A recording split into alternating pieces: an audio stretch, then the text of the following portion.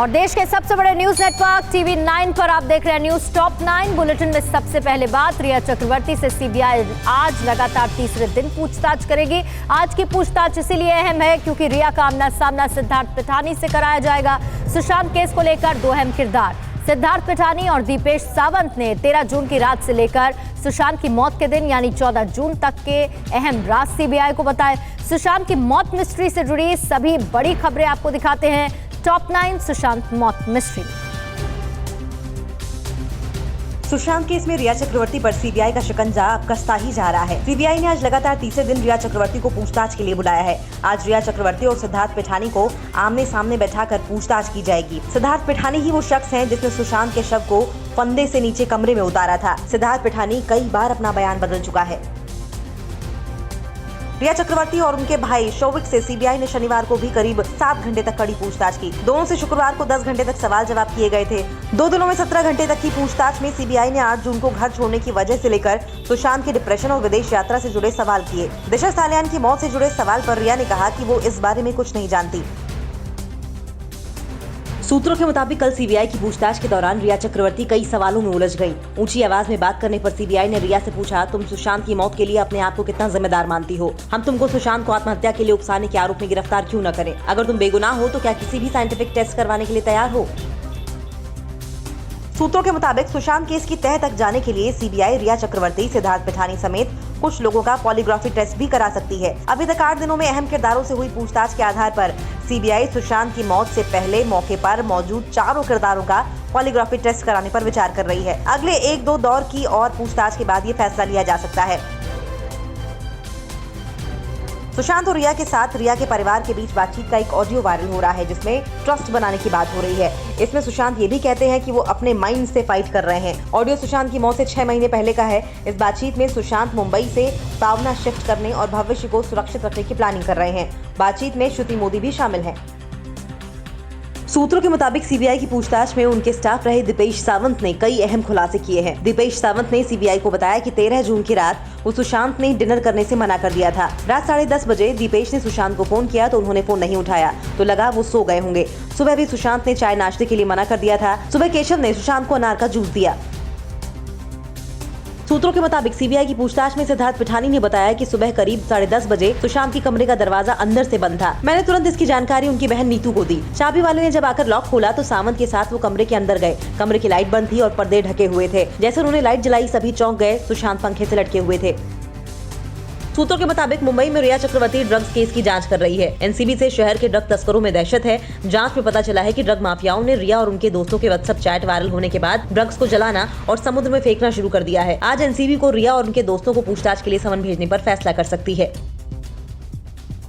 Sushant case में उनका दोस्त होने का दावा करने वाले संदीप सिंह का मामला उलझता जा रहा है। कांग्रेस संदीप सिंह का बीजेपी के बड़े नेताओं से गहरा रिश्ता बता रही है। महाराष्ट्र के गृह मंत्री अनिल देशमुख ने कहा कि ऐसी बातें सामने आई हैं कि संदीप ने नरेंद्र मोदी पर 27 भाषा में बायोपिक बनाई है। संदीप को लेकर मिली शिकायत की जांच को सीबीआई को सौंपा जाएगा। और रूस में अगले महीने होने वाले युद्धाभ्यास पर भारत का जवाब क्या है? चीन की 1962 वाली हरकत क्या है? तिब्बत को कैसे बर्बाद करने पर ड्रैगन तुला है? और इमरान ने क्यों कहा हो जाएंगे कंगाल? भारत चीन टकराव से जुड़ी हुई सभी बड़ी खबरें आपको दिखाते हैं टॉप 9 चीन पाक सत्र। भारत ने 2 टूक शब्दों में कह दिया कि वो अगले महीने से रूस में होने वाले युद्धाभ्यास में हिस्सा नहीं लेगा, क्योंकि बहुराष्ट्रीय कावकाज 2020 युद्धाभ्यास में पाकिस्तान और चीन की सेना भी शामिल होगी और इनकी सेनाओं के साथ बॉर्डर पर हमारा तनाव चल रहा है। ये युद्धाभ्यास रूस के अस्त्राखंड इलाके में 15 सितंबर से 26 सितंबर तक चलेगा। लद्दाख से सटे बॉर्डर वाले इलाके में चीन नई सड़क बना रहा है। ये उसी इलाके में है जहां 1962 में युद्ध के दौरान दोनों देशों की सेनाएं आमने सामने थी। सैटेलाइट तस्वीरों से साफ दिखाई दे रहा है कि इसमें लहासा से काशगर तक नेशनल हाईवे 219 यानी कि G219 का पिछला हिस्सा भी शामिल है। 1950 के दशक में चीन ने जब इस सड़क का निर्माण शुरू किया था तो ये 1962 के युद्ध का कारण बनी। चीन के राष्ट्रपति शी जिनपिंग जबरदस्ती तिब्बत के सामाजिक और धार्मिक ताने बाने को तोड़ने में जुट गए हैं। उन्होंने तिब्बत को नए समाजवादी तिब्बत बनाने का राग अलापा है। तिब्बत में अलगाव को लेकर उठ रही आवाजों को दबाने के लिए जिनपिंग ने सामाजिक स्तर पर एक दीवार बनाने की बात कही है। वे गैर चीनी समुदाय को भी चीनी संस्कृति के अधीन लाना है। अमेरिका से बढ़ती दुश्मनी के बीच चीन और रूस मिलकर एक सीक्रेट पनडुब्बी प्रोजेक्ट पर काम कर रहे हैं। इस प्रोजेक्ट के तहत दोनों देश नेक्स्ट जनरेशन की डीजल इलेक्ट्रिक परमाणु पनडुब्बी को बनाएंगे। बताया जा रहा है कि ये देश अमेरिका से बढ़ते तनाव के बीच अपनी तटीय सुरक्षा को मजबूत करने की कवायद में जुटे हैं। लद्दाख में एलएसी पर भारत चीन तनाव के बीच अमेरिकी विदेश मंत्री माइक पोम्पियो ने चीन को एक साथ कई चीजों के लिए जिम्मेदार ठहराया है। पोम्पियो ने कहा कि चीन की इकोनॉमी पर्यावरण की कीमत पर खड़ी है। चीन ने हवा और पानी को बर्बाद कर दिया है। चीन की कम्युनिस्ट पार्टी की यही नीति है, जबकि चीन के लोग और दुनिया इससे बेहतर डिजर्व करती है। भारत के खिलाफ पाकिस्तान के नापाक इरादों का हर पल नया खुलासा सामने आ रहा है। जर्मन राज्य सारलैंड की एक घरेलू खुफिया एजेंसी की रिपोर्ट में कहा गया है कि पाकिस्तान अपने कट्टर दुश्मन भारत के खिलाफ विनाशक हथियार के लिए टेक्नोलॉजी की तलाश रहा था। इजराइल के द येरूशलेम पोस्ट ने ये खुलासा किया है। ईडी ने चाइनीज ऐप के जरिए ऑनलाइन सट्टेबाजी कराने वाली कंपनियों पर छापे के बाद HSBC बैंक के 4 खातों को फ्रीज कर दिया है। इन खातों में 46.96 करोड़ रुपए जमा हैं। IPL से पहले ईडी की ये बड़ी कामयाबी मानी जा रही है। ईडी ने बताया छापे के दौरान 17 हार्ड डिस्क, 5 लैपटॉप समेत कई अहम दस्तावेज जब्त किए गए हैं। मुठभेड़ में सुरक्षा बलों ने 3 आतंकियों को मार गिराया। शहर के बाहरी इलाके पंथा चौक में कल देर रात बाइक पर सवार 3 आतंकियों ने सीआरपीएफ और पुलिस की टीम पर हमला कर दिया था, जिसके बाद तलाशी अभियान के दौरान मुठभेड़ हुई। इस दौरान पुलिस के एक ASI बाबू राम भी शहीद हुए हैं। श्रीनगर मुठभेड़ में एक आतंकी को मार गिराया। शहर के बाहरी इलाके पंथा चौक में देर रात बाइक पर सवार 3 आतंकियों ने सीआरपीएफ और पुलिस की टीम पर हमला कर दिया, जिसके बाद तलाशी अभियान के दौरान मुठभेड़ हुई। मुठभेड़ में एक आतंकी मारा गया और ASI बाबू राम भी शहीद।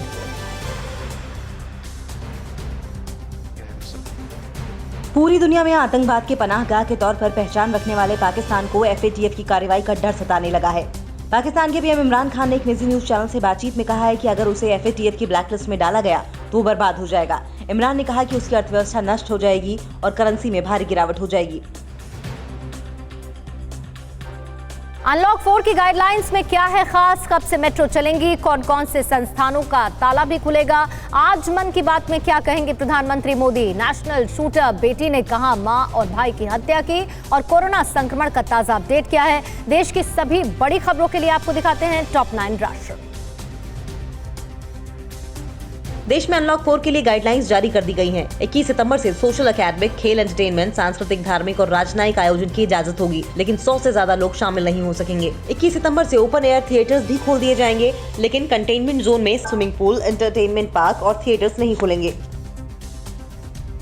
देश भर में 7 सितंबर से मेट्रो ट्रेन सेवा शुरू हो जाएगी। कोरोना वायरस महामारी के कारण लॉकडाउन के चलते देश में 22 मार्च से ही मेट्रो रेल सेवाएं बंद है। गृह मंत्रालय ने मेट्रो को लेकर नई गाइडलाइन जारी की है, जिसमें कहा गया है कि एक सिस्टम के तहत मेट्रो सेवाएं शुरू की जाएंगी, यानी फिलहाल पहले की तरह मेट्रो में भीड़ नहीं होगी और इसके लिए एक सिस्टम बनेगा।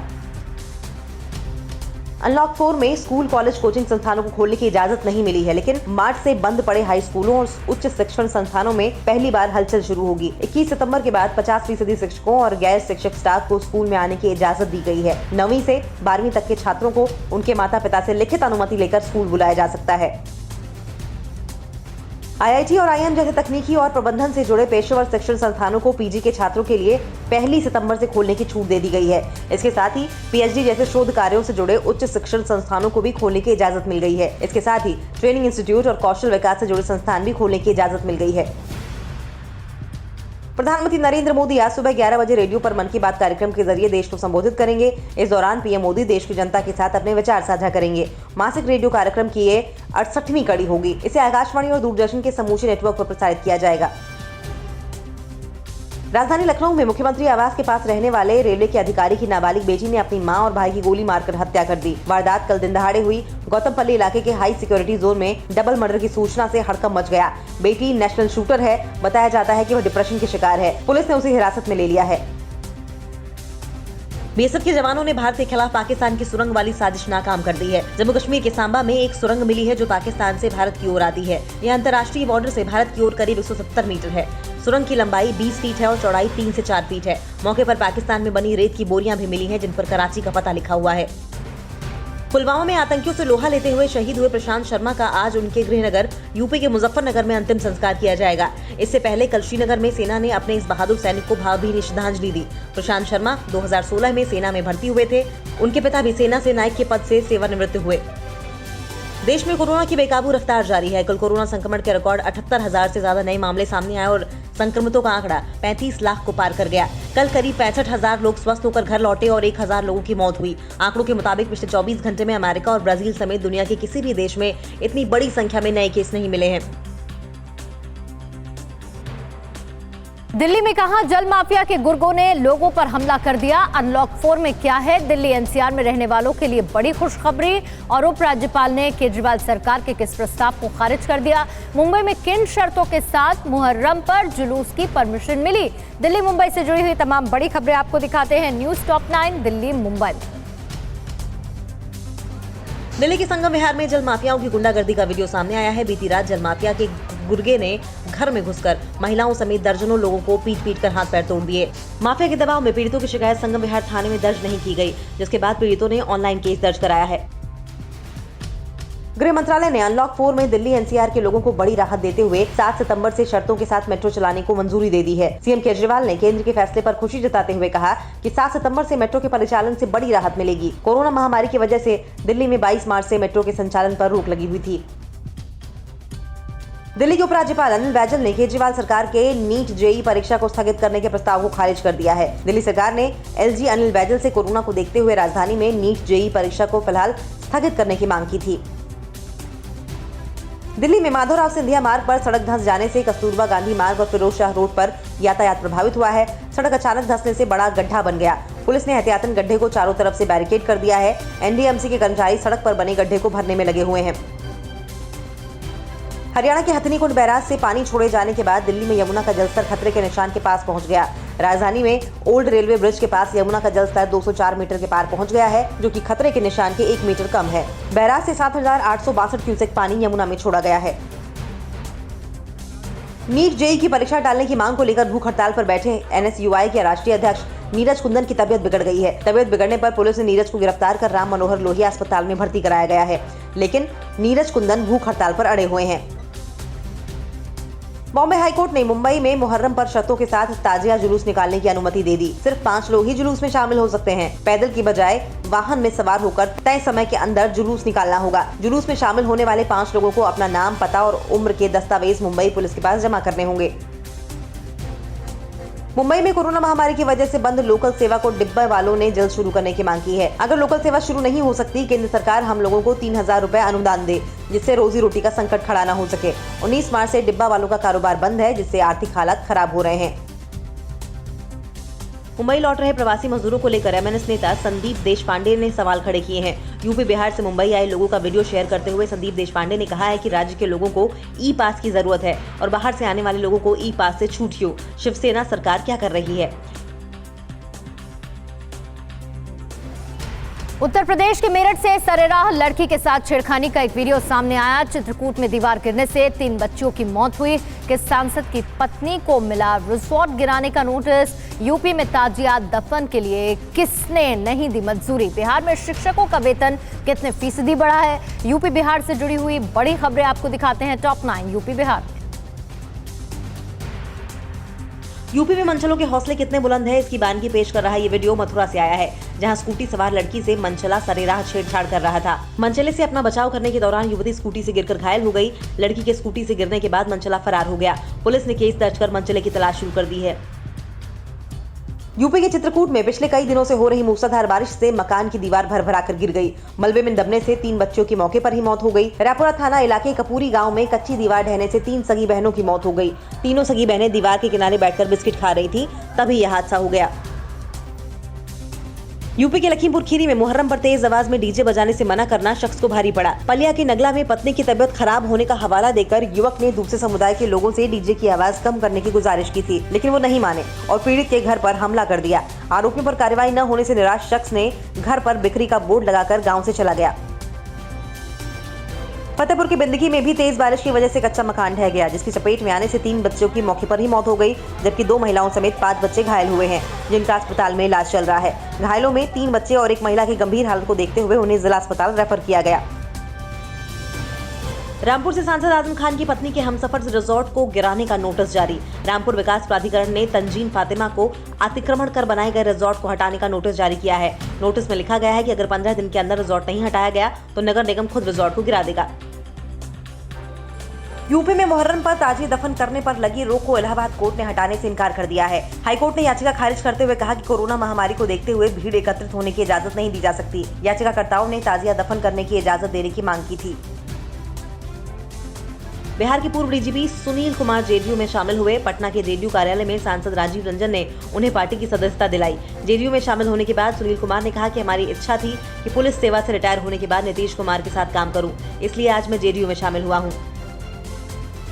बिहार में विधानसभा चुनाव से पहले नीतीश सरकार ने पंचायती राज संस्थाओं और नगर निकायों के शिक्षकों और लाइब्रेरियन का वेतन 15% बढ़ाने का ऐलान किया है। शिक्षकों को बढ़ा हुआ वेतन अप्रैल 2021 से मिलेगा। 3.5 लाख से अधिक शिक्षकों और स्कूल कर्मचारियों को इसका फायदा मिलेगा।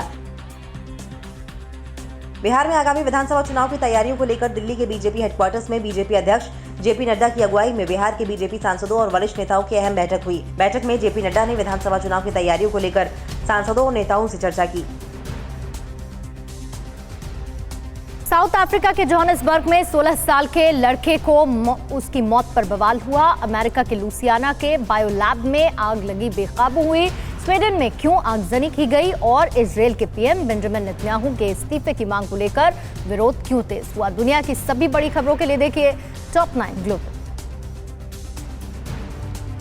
दक्षिण अफ्रीका के जोहानिसबर्ग में बुधवार को 16 साल के दिव्यांग लड़के की पुलिस की गोली से मौत के बाद शहर में बड़ा बवाल हो गया। हजारों की संख्या में प्रदर्शनकारी सड़कों पर उतरे। पुलिस को प्रदर्शनकारियों को काबू करने के लिए रबर की गोली और आंसू गैस छोड़ने पड़े। प्रदर्शनकारियों ने कई जगहों पर आगजनी की। पुलिस पर प्रदर्शनकारियों ने पत्थर भी चलाए। अमेरिका के लुसियाना के लेक चार्ल्स बायोलैब में लगी आग को काबू करने की कोशिश की जा रही है। इस भयानक आग के बाद काफी दूर से ही ऊंची धुआं देखा जा सकता है। लुसियाना की पुलिस से आग लगने की वजह क्लोरीन गैस के रिसाव से बताया गया है। आग के बीच आए तूफान से भी नुकसान ज्यादा हुआ है। तूफान के बाद कई इमारतों और घरों को भी नुकसान हुआ है। स्वीडन में कुरान को लेकर भड़के दंगे में उपद्रवियों ने जमकर उत्पात मचाया। स्वीडन का दक्षिणी शहर माल्मो में मुस्लिम समुदाय के लोगों ने खूब बवाल किया। पुलिस को उपद्रवियों से निपटने में काफी मशक्कत करनी पड़ी। इस बीच स्वीडन के पड़ोसी पोलैंड के एक सांसद ने कहा कि पोलैंड इसलिए सुरक्षित है क्योंकि यहाँ मुस्लिम शरणार्थियों का प्रवेश पर रोक है। स्पेन की जंगलों में लगी आग को बुझाने के लिए हेलीकॉप्टर के जरिए पानी का छिड़काव किया जा रहा है। स्पेन के दक्षिणी तट के जंगलों में गुरुवार से ही आग लगी हुई है। इस आग में आसपास के कई घर भी जलकर खाक हो गए। कई एकड़ का जंगल भी खत्म हो गया। 500 से ज्यादा लोगों को सुरक्षित स्थानों पर पहुंचाया जा चुका है। लॉकडाउन की पाबंदियों के विरोध में लंदन की सड़कों पर हजारों की संख्या में लोग सड़कों पर उतरे। प्रदर्शनकारी हाथों में प्ले कार्ड लेकर लॉकडाउन में दी गई ढील को लेकर सरकार के कड़े नियम कायदों का विरोध किया। लोगों ने मास्क उतारने की भी अपील की। मीडिया में कोरोना को लेकर अलग राय बनाने का भी विरोध जताया गया। कोरोना के नाम घोटाले के भी आरोप लगाए जा रहे हैं। ब्रिटेन की तरह जर्मनी में भी कोरोना को लेकर लॉकडाउन में दी गई छूट की कड़ी शर्तों के खिलाफ विरोध प्रदर्शन हो रहा है। राजधानी बर्लिन में सोशल डिस्टेंसिंग के नियम के विरोध में हजारों लोगों ने विरोध जताया। नियम कायदा तोड़ने और शांति भंग करने को लेकर पुलिस ने कई प्रदर्शनकारियों को हिरासत में लिया।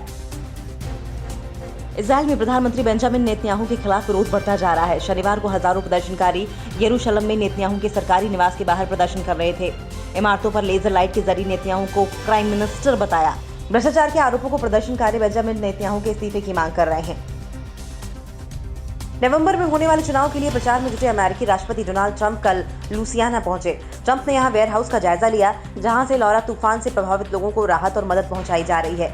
बुधवार और गुरुवार को यहां आए लॉरा तूफान से 14 से ज्यादा लोगों की मौत हो चुकी है, जबकि कई घर पूरी तरह से तबाह हो गए।